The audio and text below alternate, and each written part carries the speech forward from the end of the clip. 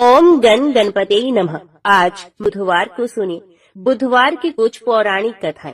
साथ में सुनेंगे धन समृद्धि प्रदान करने वाली, बरकत देने वाली माता अन्नपूर्णा की कथा। तो इन सभी कथाओं को पूरी श्रद्धा और भक्ति के साथ आप पूरा अवश्य सुनेगा। तो सब प्रेम से बोलो गणेश जी महाराज की जय। समतापुर नगर में मधुसूदन नामक एक व्यक्ति रहता था। वे बहुत धनवान था। मधुसूदन का विवाह बलरामपुर नगर की सुंदर और गुणवती लड़की संगीता से हुआ था।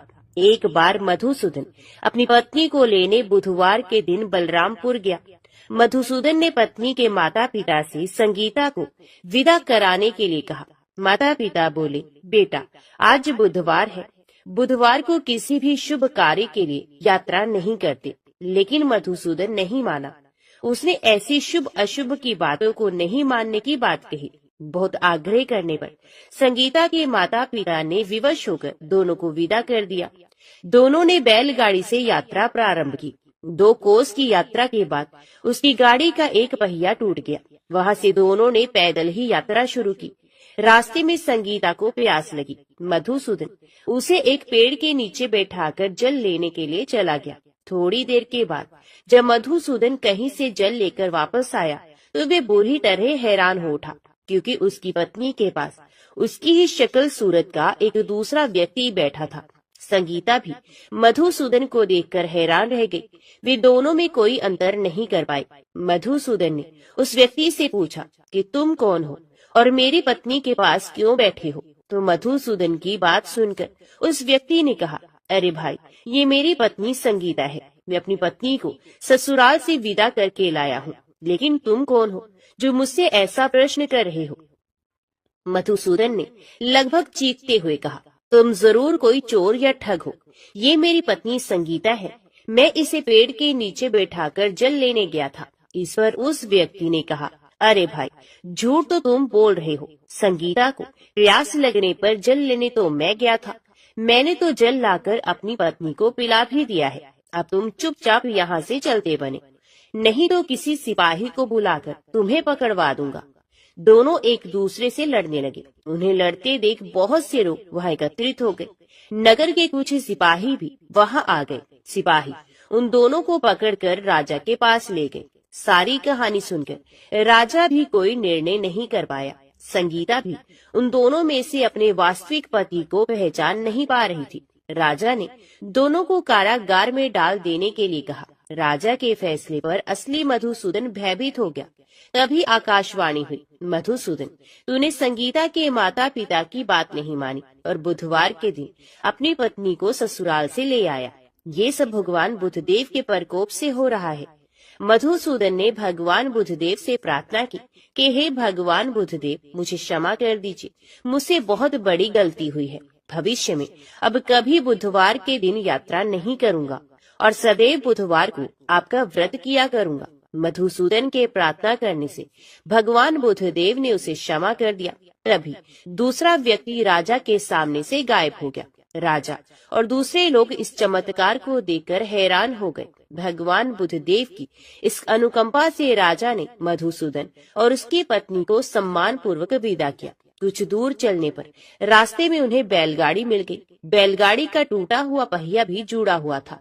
दोनों उसमें बैठकर समतापुर की ओर चल दिए। मधुसूदन और उसकी पत्नी संगीता दोनों बुधवार को व्रत करते हुए आनंद पूर्वक जीवन यापन करने लगे।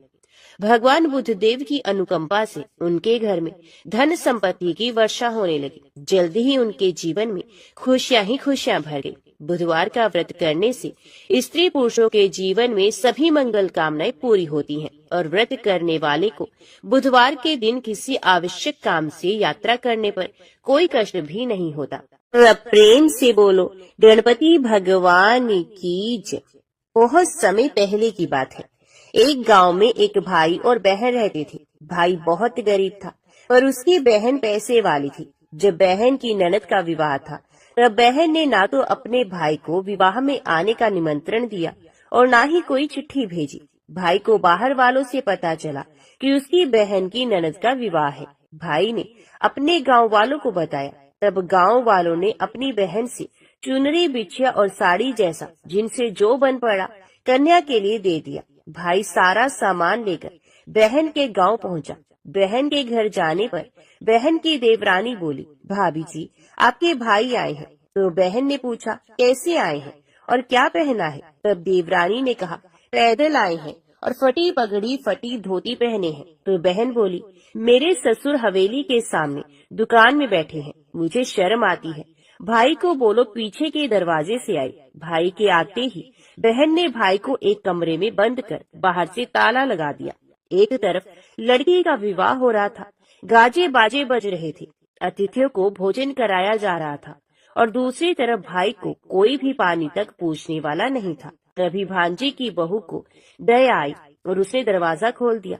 दरवाजा खुलते ही भाई वहां से भागा। 2 दिन के भूखे प्यासे रहने के कारण उसे चक्कर आने लगे थे। रास्ते में एक गणेश जी का मंदिर था, वहां जाकर वे गिर पड़ा और रोते रोते गणेश भगवान को अपनी व्यथा सुनाई और बोला, हे गणेश जी महाराज, आज मेरी गरीबी के कारण मेरी सगी बहन ने मुझे धिक्कार दिया है। घर जाने पर मेरी पत्नी मेरे बच्चे जब पूछेंगे कि विवाह से क्या मिला, क्या लेकर आए हो, तो मैं क्या जवाब दूंगा? तब गणेश जी को उस पर दया आ गई और गणेश जी भगवान बोले, मेरे बगीचे से ककड़ी और तरबूज तोड़कर ले जा। तब भाई ने ककड़ी तोड़कर झोला भर लिया और अपने घर ले गया। घर जाते ही बच्चों ने पूछा, पिताजी बुआ के यहाँ से हम लोगों के लिए क्या लाए हो? झोला खोलते ही छोटे तरबूज सोने की गेंद में बदल गए। बाकी तरबूज का काटने से हीरे मोती निकले। पत्नी बोली, आप बहन के घर से इतना कुछ क्यों लाए हो? आपकी बहन ने हम लोगों को बहुत ज्यादा दे दिया है। भाई ने कुछ भी जवाब नहीं दिया। गणेश भगवान की कृपा से उनके दिन बदल गए। भाई का काम धंधा जोरों से चलने लगा। धीरे धीरे गहने कपड़े, रहने के लिए मकान बन गया। पत्नी बोली, एक बार ननद जी को बुलाकर लाओ। तो भाई ने नए कपड़े नए जूते पहनकर रथ में बैठकर बहन को लेने गया। देवरानी बोली, भाभी जी आपके भाई आए हैं। बहन ने पूछा, कैसे आए हैं और क्या पहना है? तब देवरानी बोली, रथ में बैठकर खूब ठाठ बाट से आए हैं। तो बहन बोली, मेरे भाई को बोलो कि हवेली के सामने से आए, मेरे ससुर देवर जेठ देखेंगे। भाई का बहन ने खूब स्वागत सत्कार किया। भाई बोला, बहन मैं तुम्हें लेने आया हूँ। तब बहन ने कहा, मुझे भी बहुत दिन हो गए, चलो मैं चलती हूँ। भाई बहन को लेकर अपने घर आया। भाई और उसकी पत्नी ने बहन का खूब आदर सत्कार किया। जो चीजें मांगी सब बनवा कर दिया। बहन बोली, भाई मुझे एक जूते चाहिए। तो भाई ने मोची को बुलाया और कहा, मेरी बहन के लिए ऐसी जूती बनाओ जो मुंह से बोले। भाई ने बहन को बहुत सारा धन देकर विदा किया, पर अभी तक ये जूती नहीं आई थी। बहन रवाना होने लगी, तभी मोची जूतियां लेकर आया। बहन की जूती पहनते ही जूतियां बोली, निर्धन भाई की पैसे वाली बहन, गणेश जी का बगीचा नहीं होता तो आज क्या करती? बहन भाई की पत्नी से पूछने लगी, ये कहाँ से आवाज आ रही है? तभी भाई ने कहा, सुबह का समय है, कोई जीव जंतु बोल रहा होगा। भाई ने घोड़ी गाड़ी को जल्दी जाने को कहा। बहन के जाते ही पति जिद करके बैठ गई कि जूतियां क्या बोल रही थी। पति ने अपनी पूरी आप बीती अपनी पत्नी को सुनाई कि कैसे बहन ने मुझे 2 दिन तक भूखा रखा, कमरे में बंद कर दिया था। भांजे की बहू ने दरवाजा खोला, तब मैं बाहर आया और गणेश जी की शरण में जा पहुंचा। गणेश जी की कृपा से हमारे दिन बदले हैं। उसने अपनी पत्नी को सारी बातें बताई। तब पत्नी बोली, अगर मुझे मालूम होता तो मैं आपकी बहन को कुछ नहीं देती, मेरा दिया हुआ सब कुछ वापस लेकर आओ। तब पति बोला, गणेश भगवान ने हमें सब कुछ दिया है, अगर वे मुझे भूखा प्यासा कमरे में बंद नहीं करती तो मैं गणेश भगवान के मंदिर में क्यों जाता? क्या मैं गणेश जी को अपना दुखड़ा सुनाता? तुम अपना मन मैला मत करो, और अपने पर तो गणेश जी की कृपा है और किस चीज की कमी है। फिर दोनों गणेश जी के आगे झुककर प्रणाम करते हैं और जयकारा लगाते हैं कि हे गणेश जी महाराज, जैसी कृपा आपने गरीब भाई पर की, वैसे ही अपने सभी भक्तों पर अपनी कृपा बनाए रखा। तो प्रेम से बोलिए, गणेश जी महाराज की जय। आइए अब सुनते हैं गणेश जी महाराज की अगली पौराणिक कथा। एक बार देवी तुलसी विवाह हेतु वर ढूंढने के लिए तीर्थ यात्रा पर निकली थी और ढूंढते ढूंढते वे गंगा किनारे पहुंच गए। उस समय गणेश भगवान गंगा किनारे तप कर रहे थे। उन्हें देखते ही देवी तुलसी उन पर मोहित हो गई और उनके मन में गणेश भगवान से विवाह की इच्छा उत्पन्न हुई। फिर देवी तुलसी ने गणेश जी के पास जाकर उनका ध्यान भंग कर दिया। आंखें खोलने के बाद गणेश भगवान के सामने देवी तुलसी खड़ी थी, लेकिन सामने एक स्त्री है, इसलिए अपने क्रोध को नियंत्रण में रखकर गणेश भगवान ने पूछा, हे देवी, तुम कौन हो और मेरा ध्यान भंग करने का क्या कारण है? तो जवाब में देवी तुलसी ने अपने परिचय के साथ गणेश जी से विवाह की बात कर ली। उत्तर में भगवान गणेश जी बोले, देवी, मैं ब्रह्मचारी हूँ, इस वजह से मैं विवाह नहीं कर सकता। अपने विवाह प्रस्ताव के लिए ना सुनने के बाद देवी तुलसी क्रोधित हो गई और उन्होंने गणेश जी को श्राप दे दिया कि उनका ब्रह्मचर्य टूटेगा और उनके 2 विवाह होंगे। इस बात पर गणेश भगवान भयंकर क्रोधित हो उठे, क्योंकि एक तो वे स्त्री हैं, इसलिए ध्यान भंग करने पर भी गणेश जी ने कुछ नहीं कहा और इतनी विनम्रता से बात करने पर भी उन्हें श्राप दे दिया गया। फिर गणेश जी ने भी तुलसी को श्राप दे दिया कि तुम्हारा विवाह शंखचूड़ नाम के असुर के साथ होगा। एक देवी होकर भी उनका विवाह एक राक्षस से होगा। ये जानकर देवी तुलसी विचलित हो गई और विनायक जी से इस कठोर श्राप से मुक्ति दिलाने की क्षमा याचना करने लगी। फिर गणेश जी को तुलसी देवी पर दया आ गई और वे बोले, ये मेरा श्राप तो बदल नहीं सकता, वे तो सच होकर ही रहेगा, लेकिन अगले जन्म में तुम एक पेड़ बनोगी और भगवान महाविष्णु जी को अत्यंत प्रिय होगी। उनकी पूजा में भी तुम्हारा एक महत्वपूर्ण स्थान होगा और कलयुग के इंसानों को तुम मोक्ष का मार्ग दिखाओगी। लेकिन तुमने मेरा तप भंग किया है और मुझे ब्रह्मचारी होकर भी 2 विवाह का श्राप दिया है, इसलिए मेरी किसी भी प्रकार की पूजा में तुम निषिद्ध रहोगी। इस प्रकार देवी तुलसी भगवान गणेश की पूजा में निषिद्ध हो गई। तो सब प्रेम से बोलिए, गणेश भगवान की जय। आइए सुनते हैं गणेश जी के विवाह की कथा। भगवान गणेश जी का मुख हाथी का है और एक दांत भी टूटा हुआ है। इन्हीं 2 कारणों की वजह से उनका विवाह नहीं हो पा रहा था। इस बात से गणेश जी महाराज अक्सर नाराज रहा करते थे। एक दिन एक देवता के आग्रह पर विनायक जी उसके विवाह में अपनी उपस्थिति दर्शाने गए। विवाह स्थल पर पहुंचने के बाद कुछ देवताओं ने मिलकर गणेश भगवान का समय पर विवाह न होने के कारण उपहास किया, जिससे गणेश जी बहुत ही अधिक नाराज हो गए। उसी दिन उन्होंने ठान लिया कि जब तक मेरा विवाह नहीं होता तब तक मैं किसी भी देवता का विवाह नहीं होने दूंगा।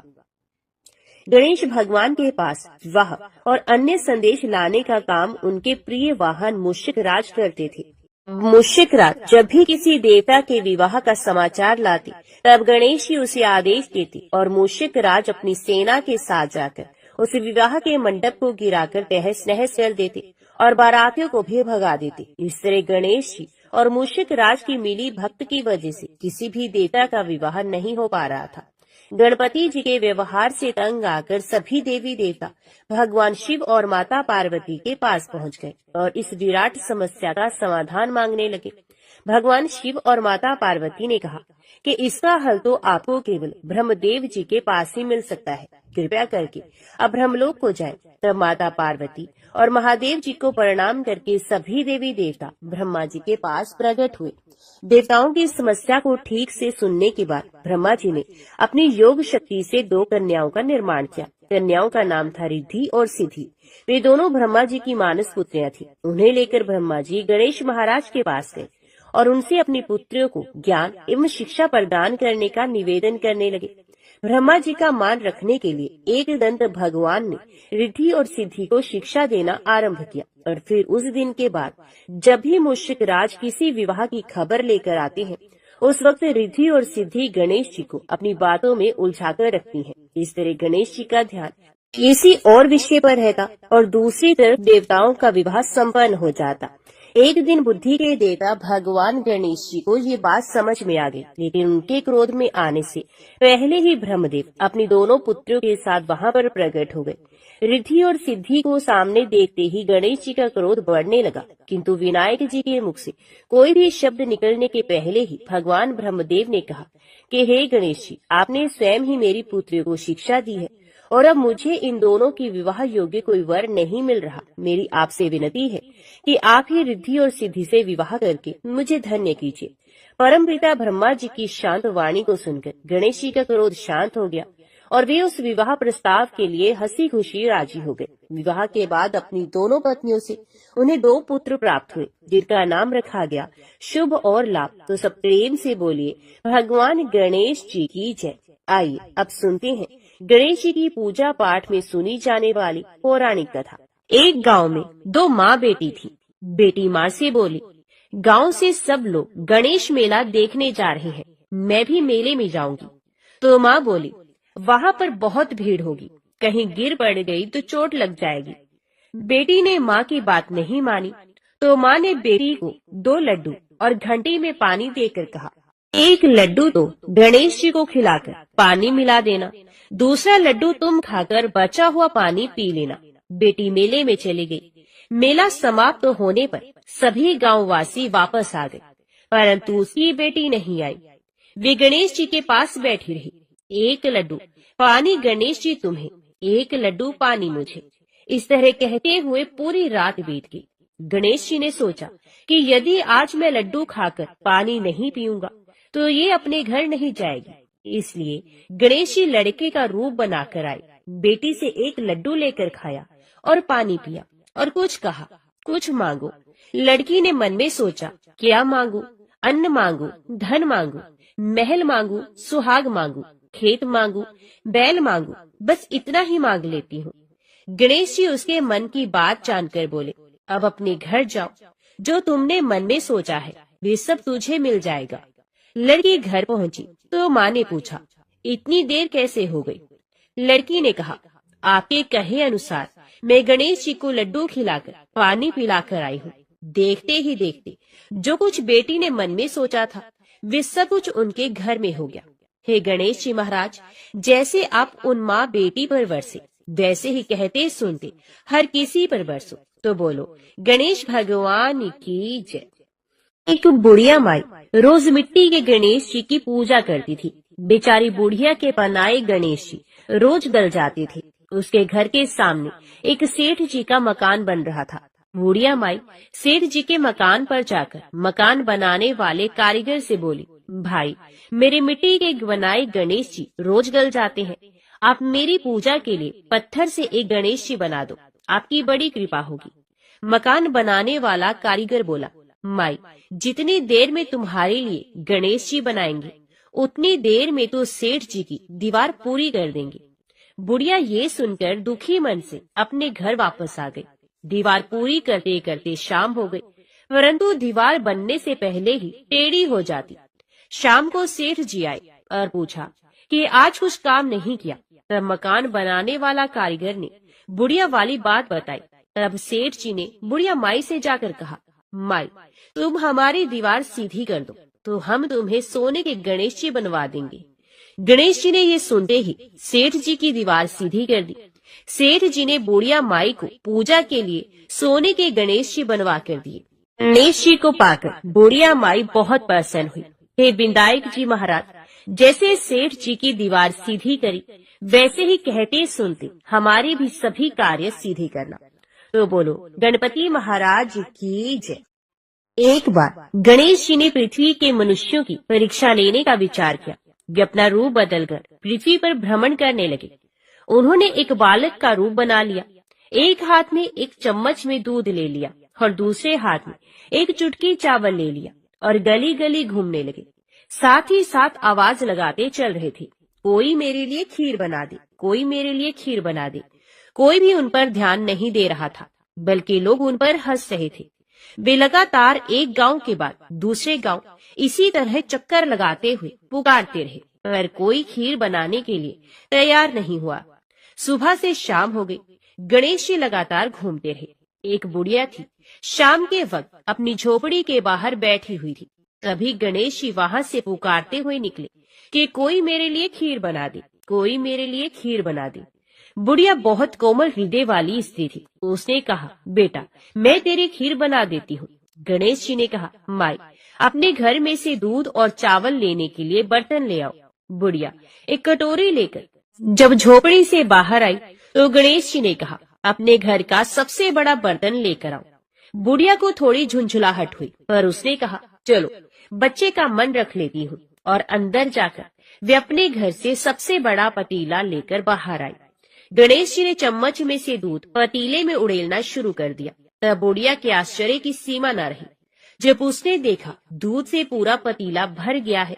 एक के बाद एक वे बर्तन झोपड़ी बाहर लाती गई और उसमें गणेश जी दूध भरते चले गए। इस तरह से घर के सारे बर्तन दूध से लबालब भर गए। गणेश भगवान ने बुढ़िया से कहा, मैं स्नान करके आता हूँ, तब तक तुम खीर बना लो, मैं वापस आकर खाऊंगा। बुढ़िया ने पूछा, मैं इतनी सारी खीर का क्या करूंगी? इस पर गणपति जी बोले, सारे गांव को दावत दे दो। बुढ़िया ने बड़े प्यार से मन लगाकर खीर बनाई। खीर की भीनी भीनी मीठी मीठी खुशबू चारों दिशाओं में फैल गई। खीर बनाने के बाद वे घर घर में जाकर खीर खाने का न्योता देने लगी। लोग उस पर हंस रहे थे। बुढ़िया के घर में खाने को दाना नहीं और ये सारे गांव को खीर खाने की दावत दे रही है। लोगों को कौतूहल हुआ और खीर की खुशबू से लोग खींचे चले आए। सारा गांव बुढ़िया के घर इकट्ठा हो गया। जब बुढ़िया के बहू को दावत की बात मालूम हुई तब वे सबसे पहले वहां पहुंच गई। उसने खीर से भरे पतीलों को जब देखा तो उसके मुंह में भी पानी आ गया।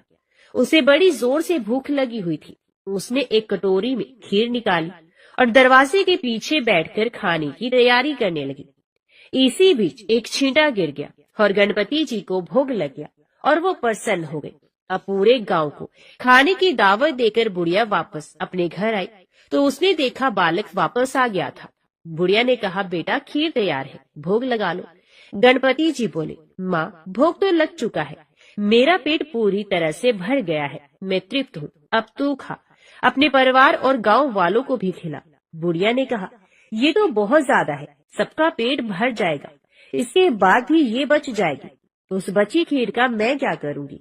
इस पर गणेश जी बोले, उस बची खीर को रात में अपने घर के चारों कोनों में रख देना। और बुढ़िया ने ऐसा ही किया। अब सारा गांव जी भर कर खा चुका, तब भी ढेर सारी खीर बच गई। उसने उसके पात्रों को अपने घर के चारों तरफ रख दिया। सुबह उठकर उसने क्या देखा? पतीलों में खीर के स्थान पर हीरे, जवाहरात और मोती भरे पड़े हैं। वे बहुत खुश हुई। उसकी सारी दरिद्रता दूर हो गई और वे आराम से रहने लगी। उसने गणपति जी का एक भव्य मंदिर बनवाया और साथ में एक बड़ा सा तालाब भी खुदवाया। इस तरह उसका नाम दूर दूर तक प्रसिद्ध हो गया। उस जगह वार्षिक मेले लगने लगे। लोग गणेश जी की कृपा प्राप्त करने के लिए उस स्थान पर पूजा करने और मान्यताएं मनाने के लिए आने लगे। गणेश जी सबकी मनोकामनाएं पूरी करने लगे। सब प्रेम से बोलो, गणपति भगवान की जय। आइए सुनते हैं अन्न धन बरकत देने वाली देवी अन्नपूर्णा की कथा। एक समय की बात है। काशी निवासी धनंजय की पत्नी का नाम सुलक्षणा था। उसे अन्य सब सुख प्राप्त थे, केवल निर्धनता ही उसके दुख का कारण था। ये दुख उसे हर समय सताता रहता था। एक दिन सुलक्षणा अपने पति से बोलती है, स्वामी आप कुछ उद्यम करो तो काम चले, इस प्रकार कब तक काम चलेगा? सुलक्षणा की बात धनंजय के मन में बैठ गई और वह उसी दिन विश्वनाथ शंकर जी को प्रसन्न करने के लिए बैठ गया और कहने लगा, हे देवादिदेव विश्वेश्वर, मुझे पूजा पाठ कुछ भी नहीं आता, केवल तुम्हारे भरोसे बैठा हूँ। इतनी विनती करके वे 2-3 दिन तक भूखा प्यासा वहीं पर बैठा रहा। ये देखकर भगवान शंकर ने उसके कान में अन्नपूर्णा 3 बार कहा। ये कौन क्या कह गया? इसी सोच में धनंजय रह गया कि मंदिर में आते ब्राह्मणों को देखकर वे पूछने लगा, पंडित जी अन्नपूर्णा कौन है? तब ब्राह्मणों ने उसे कहा कि तूने अन्न छोड़ दिया है, सो तू अन्न की ही बात करता है, जा घर जाकर अन्न ग्रहण कर। धनंजय घर चला गया और अपनी पत्नी से सारी बात कह सुनाई तो उसकी पत्नी बोली, आप चिंता मत कीजिए, स्वयं शंकर जी ने इस मंत्र को दिया है, वे स्वयं ही इस मंत्र का खुलासा भी करेंगे, आप फिर जाकर उनकी आराधना करो। धनंजय फिर से जैसा का तैसा पूजा में बैठ गया। रात्रि में शंकर जी ने उसे आज्ञा दी और कहा कि तू पूर्व दिशा में चला जा। ये अन्नपूर्णा का नाम जपते हुए और रास्ते में फल खाते हुए रणों का पानी पीता जाता और इसी प्रकार कितने ही दिनों तक धनंजय चलता गया। वहां उसे चांदी से चमकती वन की शोभा देखने में आई और उसे सुंदर सरोवर भी दिखाई दिया। उसके किनारे कितनी ही अप्सराएं आई, झुंड बनाए बैठी थी। एक कथा कहती थी और सब माँ अन्नपूर्णा इस प्रकार बार बार नाम जपती थी। ये अघन मास की उजाली रात्रि थी और आज से ही व्रत का आरंभ हुआ था। जिस शब्द की खोज में धनंजय निकला था वे उसे वहां सुनने को मिला। धनंजय ने उन देवियों के पास जाकर पूछा कि हे देवियों, आप ये क्या कर रही हो? तब उन सब ने कहा कि हम सब माँ अन्नपूर्णा का व्रत करती हैं। पूजा क्या होता है?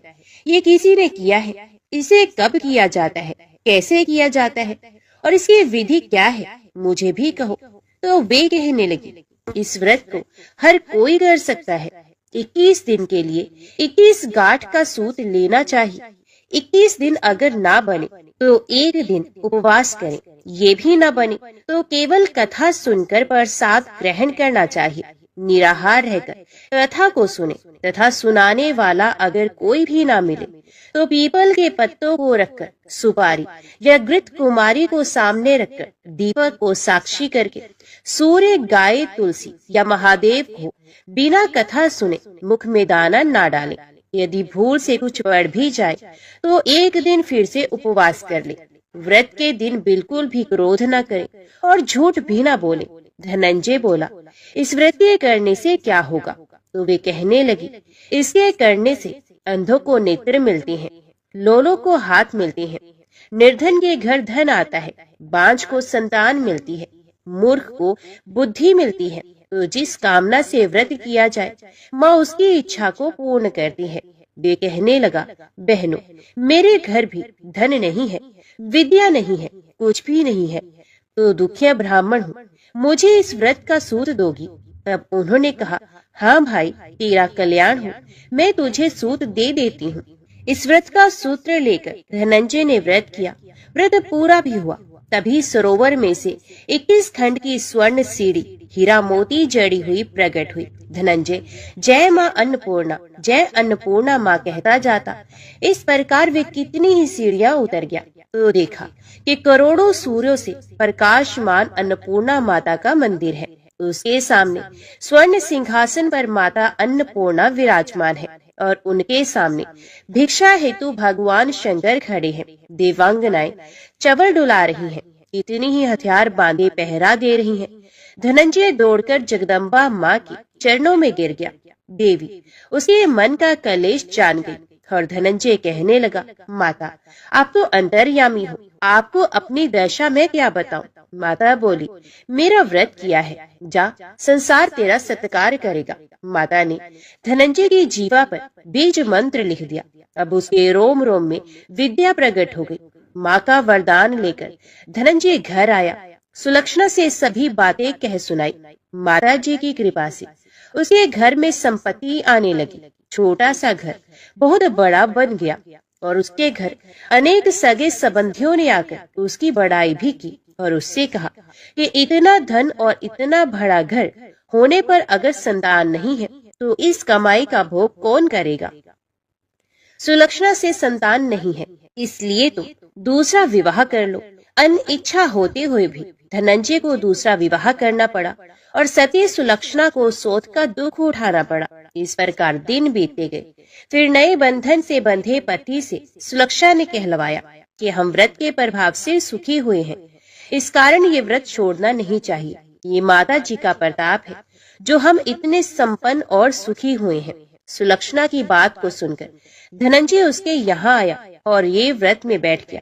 नई बहू को इस व्रत की खबर नहीं थी। वे धनंजय की आने की राह देखती रही।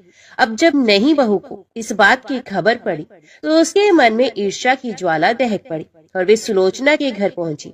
उसने वहां भगदड़ मचा दी और धनंजय को अपने साथ ले गई। घर में धनंजय को थोड़ी देर के लिए जब निद्रा आ गई तो नई बहू ने उसके व्रत का सूत का धागा तोड़कर आग में फेंक दिया। अब तो माता जी को कोप आ गया और घर में अकस्मात ही आग लग गई। सब कुछ जलकर खाक हो गया।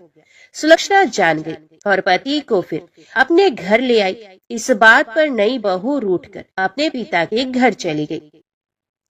पति को परमेश्वर मानने वाली सुलक्षणा बोली कि हे नाथ, आप घबराओ नहीं, माता जी की कृपा अलौकिक है। पुत्र कपुत्र हो सकता है पर माता कभी कुमाता नहीं होती।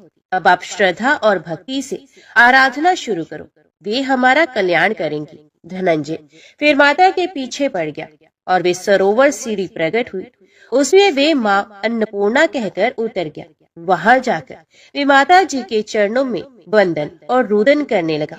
माता प्रसन्न हुई और बोली कि ये मेरे स्वर्ण की मूर्ति ले जा, उसकी पूजा करना, तुम फिर से सुखी हो जाओगे। जाओ, मैं तुम्हें आशीर्वाद देती हूँ। तेरी स्त्री सुलक्षणा ने श्रद्धा से मेरा व्रत किया है, उसे मैंने पुत्र दिया है। धनंजय ने जब आंखें खोली तो खुद को काशी विश्वनाथ के मंदिर में खड़ा हुआ पाया। वहां से वे उसी प्रकार अपने घर को चला गया। इधर सुलक्षणा गर्भवती हुई और उसे एक पुत्र की प्राप्ति हुई। गांव में आश्चर्य की लहर दौड़ गई। मान्यता आने लगी कि इस प्रकार उसी गांव में निसंतान सेठ के पुत्र होने पर उसने माता अन्नपूर्णा का मंदिर बनवा दिया। उसमें माता जी धूमधाम से पधारी और धनंजय को मंदिर के आचार्य का पद दे दिया गया। जीविका के लिए मंदिर की दक्षिणा और रहने के लिए बड़ा ही सुंदर सा भवन दे दिया गया। धनंजय अपनी स्त्री और पुत्र के सहित वहीं पर रहने लगा। माता जी के चढ़ावे में उसकी भरपूर आमदनी होने लगी। उधर नई बहू के पिता के घर डाका पड़ गया और उनका सब कुछ लूट गया। वे भीख मांगकर पेट भरने लगे। जब सुलक्षणा को इस बात का पता चला तो उसने उन्हें भी बुलावा भेजा।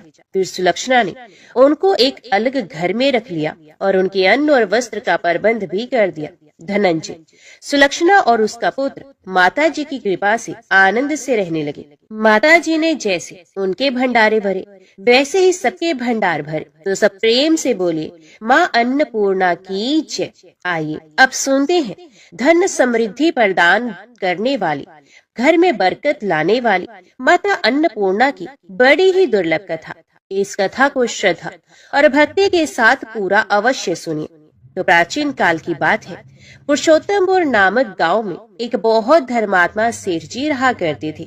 उनके 5 पुत्र और एक सबसे छोटी पुत्री थी। उसका नाम था गौरी।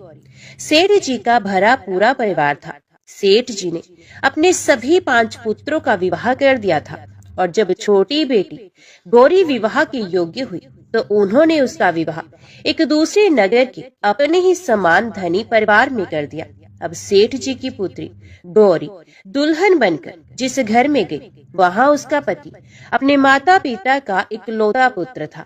अब गौरी बड़ी ही प्रसन्नता पूर्वक अपने ससुराल में रहने लगी। गौरी बड़ी ही सदाचार, गुणवान तथा रूपवती थी। एक दिन की बात है, जब 1.25 महीना हो गया तब सास ने गौरी को रसोई संभालने के लिए दे दिया। रसोई की सारी बातें समझा दी गई।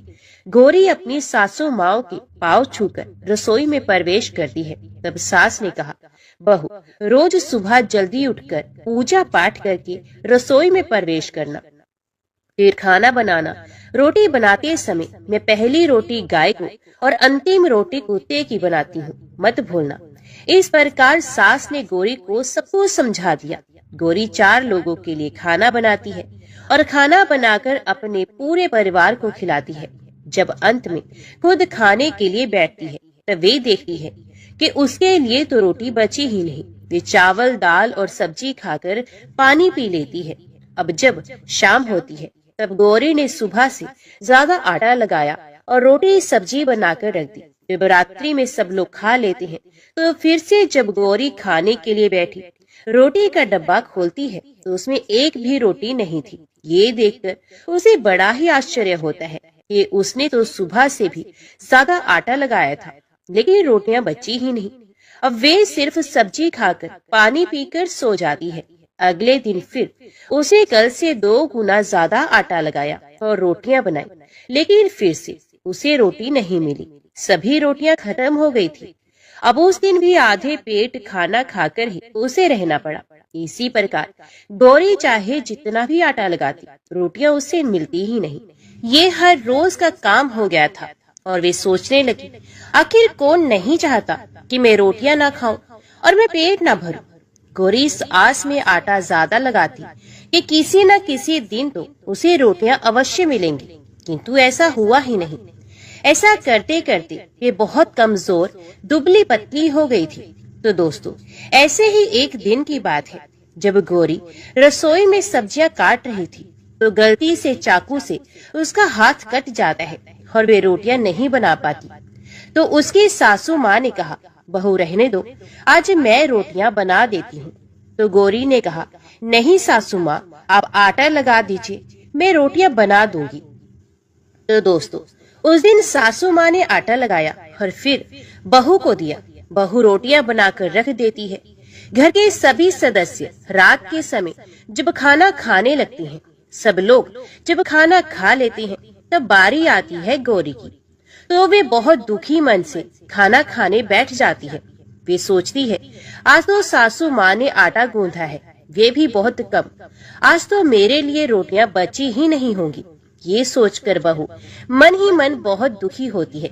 किंतु जब वे रोटी के डिब्बे को खोलती है तो उसने क्या देखा कि उसमें 4-5 रोटियां पड़ी हैं।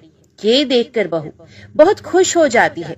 अब क्या था, ऐसे ही 7 दिनों तक बहू की सासू माँ आटा गूंथने लगी और बहू रोटियां बनाती थी। बहू को रोज रोटियां मिलने लगी। इन 7 दिन बहू ने भर पेट खाना खाया। जब 8वां दिन आया तो बहू का हाथ भी ठीक हो गया था। तब सासू माँ ने कहा कि गौरी बेटा, क्या मैं आज आटा गूंद दूं या फिर तुम आटा गूंद लोगी? तब गौरी ने कहा, नहीं माँ जी, मेरा हाथ अब ठीक हो गया है, मैं आटा गूंद दूंगी। उस दिन गौरी ने आटा गूंधा और रोटियां बनाई, सबको प्रेम पूर्वक खाना खिलाया। जब उसके खाने की बारी आई तब उसने देखा कि रोटी के डिब्बे में तो रोटी है ही नहीं, पूरी रोटी खत्म हो गई है। ये देखकर वे गौरी बहुत ही आश्चर्य में पड़ जाती है और वे सोचती है, जब तक सासू माँ ने आटा लगाया तब तक तो मुझे रोटियां मिलती थी, लेकिन जब से मैं आटा गूंदने लगी हूँ तो मुझे रोटियां मिलती ही नहीं, जबकि सासू माँ मुझसे बहुत ही कम आटा गूंदती हैं। इसके बाद भी पूरा परिवार उसमें खा लिया करता था। ऐसी क्या बात है? ये सारी बातें सोचकर गौरी बहुत ही परेशान हो जाती है और दिन भर दुखी रहती थी। एक दिन की बात है, गौरी के पति ने गौरी से पूछा कि गौरी, तुम इतना उदास क्यों रहती हो? इतना सारा धन संपत्ति सब तुम्हारा ही तो है, तुम्हें रोकने टोकने वाला भी कोई नहीं है। तुम अपने मन से अपनी पसंद का भोजन बनाकर खाती हो, तुम दिन प्रतिदिन इतनी कमजोर कैसे हो रही हो? गौरी ने लाज और संकोच से अपने पति को कुछ नहीं बताया। तब उसके पति ने सोचा कि शायद उसकी पत्नी को उसके माता पिता की याद आ रही है, इसलिए अगले दिन गौरी का पति अपने माता पिता से कहता है कि पिताजी, मुझे लगता है कि गौरी को उसके माता पिता की याद आ रही है, मैं उसे उसके मायके ले जाकर सबसे मिलवा लाता हूँ। अपने बेटे की बात सुनकर गौरी के सास ससुर तैयार हो जाते हैं और उसे जाने की अनुमति दे देते हैं और कहते हैं, बेटा, यदि बहू को अपनी माता पिता से मिलकर प्रसन्नता होती है तो अवश्य ही तुम उसे उसके मायके ले जाओ। अब गौरी का पति अपनी पत्नी को लेकर उसके मायके जाता है। दामाद और बेटी को देखकर उनको बहुत ही भाव भक्त होता है। तरह तरह के व्यंजन बनाए जाते हैं, उन्हें खिलाए जाते हैं, बहुत सेवा सत्कार होता है। उसी दिन रात्रि में समय मिलने पर गौरी की माँ ने अपनी बेटी को कोने में ले जाकर पूछा, बेटी, तुम इतनी दुबली पतली कैसे हो गई हो? तुम तो बहुत ही कमजोर दिख रही हो, क्या बात है? तुम्हें कौन सी बात खाई जा रही है? क्या तुम्हारे ससुराल वाले तुम्हारी चिंता नहीं करते, तुम्हें कुछ दुख देते हैं, या ऐसी कौन सी बात है जिससे तुम्हारी ये दशा हो गई है? अपनी माँ की बात सुनकर गौरी अपनी सारी परेशानी, सारी चिंताएं, सब कुछ बताती है। अपनी बेटी की बात सुनकर गौरी की माँ ने कहा, बेटी, हमें लगता है माता अन्नपूर्णा तुमसे नाराज हो गई है। इस विषय में तो मैं कुछ नहीं कर सकती, क्योंकि तुम्हारे ससुराल में हमारा बोलने का कोई अधिकार नहीं है। इसलिए मैं तो कहती हूँ कि तुम यहाँ से जाने के बाद इस विषय में अपने सास और ससुर से बात करना, वही कुछ हल बताएंगे और तुम्हारी समस्या का समाधान हो जाएगा। बेटी, माँ अन्नपूर्णा जिससे नाराज होती है उसके साथ ऐसा ही होता है। अब अपनी माँ की बातें सुनकर गौरी निश्चय करती है कि वे सारी बातें अपनी सासू माँ से कहेगी। अब जब सुबह का समय हो रहा है तो गौरी अपने माता पिता से विदाई लेकर अपने ससुराल आ जाती है और ससुराल आने के बाद वे अपने सास ससुर और पति से सारी बातें कह सुनाती है। ये कहती है, माँ जी, जब से मैंने रसोई संभाली है, मैं खाना बनाती हूँ, तब से मुझे एक भी दिन रोटियां नहीं बचती। मैं बिना खाए ही सो जाती हूँ। किसी किसी दिन पानी पीकर ही सो जाती हूँ। किसी किसी दिन चावल सब्जी खाती हूँ। रोटी तो मुझे मिलती ही नहीं। और माँ जी, आपको याद है मेरा हाथ कटा था, तब आप उस समय आटा गूंथा करती थी और वे भी बहुत कम, फिर भी मेरे लिए रोटियां बच जाती थी और मैं भर पेट खाना खाती थी। लेकिन अब जब मेरे हाथ का घाव ठीक हो गया, तब से मैं फिर से आटा गूंथने लगी और रोटियां बनाने लगी। अब मेरे लिए फिर से रोटियां बचती ही नहीं, आधे पेट ही खाना खाती हूँ। अपनी बहू की बातें सुनकर सास को सब कुछ समझ में आ गया। उसने कहा, बहू, ये शायद मेरी ही गलती है। मैंने तुम्हें सब कुछ बताया, सब कुछ सिखाया, लेकिन एक बात तो बताना भूल ही गई। ऐसा कहकर सास अपनी बहू का हाथ पकड़ गौरी को रसोई में ले जाती है। एक परात में आटा निकालकर उस आटे को अच्छे से गूंथते हैं। गूंथने के बाद उस गूंधे हुए आटे पर अपनी उंगलियों की 5 छाप लगा देती है और कहती है कि बहू, ये माँ अन्नपूर्णा का छाप होता है, उनका चिन्ह माना जाता है। आटा लगाने के बाद कोई भी स्त्री इस तरह छाप लगाती है तो उसके घर में बरकत होती है। इसका अर्थ ये है कि माँ अन्नपूर्णा की कृपा सभी परिवार वालों पर बरसे और कोई भी सदस्य भूखे पेट ना सोए। बहू, मैं तुम्हें ऐसा बताना भूल गई। तुम आटा लगाते वक्त आटे पर अपनी 5 उंगलियों का छाप छोड़ देना और माँ अन्नपूर्णा तुम्हारे ऊपर अवश्य ही कृपा करेंगी। तुम कभी भी खाली पेट भूखे पेट नहीं सोगी। ये बरकत का चिन्ह होता है। और अब अपनी सासू माँ की बात सुनकर बहू हर रोज आटा गूंथती और फिर उस पर अपनी 5 उंगलियों की छाप छोड़ देती है और फिर रोटियां बनाती है। अब बहू को हर रोज रोटियां मिलने लगी। ये भर पेट भोजन करने लगी और स्वस्थ भी हो गई। माँ अन्नपूर्णा की कृपा उस पर बरसने लगी। उसके हाथ में माँ अन्नपूर्णा का वास हो गया। घर पर कोई भी सदस्य भूखा नहीं रहता और जो कोई मेहमान आता या कोई भी भीख मांगने के लिए भिक्षुक आता, उसे भी वे खाना खिलाकर ही घर से विदा करती। इस प्रकार बहू के ऐसा करने से उसके घर में बरकत होने लगी, अन्न की वर्षा होने लगी। तो प्रिय भक्तजनों, आटे को गूंथकर उस पर 5 उंगलियों का छाप लगाना हमारी पुरानी परंपरा है। ये माता लक्ष्मी जी और माता अन्नपूर्णा का चिन्ह माना जाता है। ऐसा करने से माता अन्नपूर्णा सदा प्रसन्न रहती हैं और घर वालों पर अपनी कृपा दृष्टि बनाए रखती हैं। हमारे पूर्वजों से लेकर अब तक ये परंपरा चली आ रही है।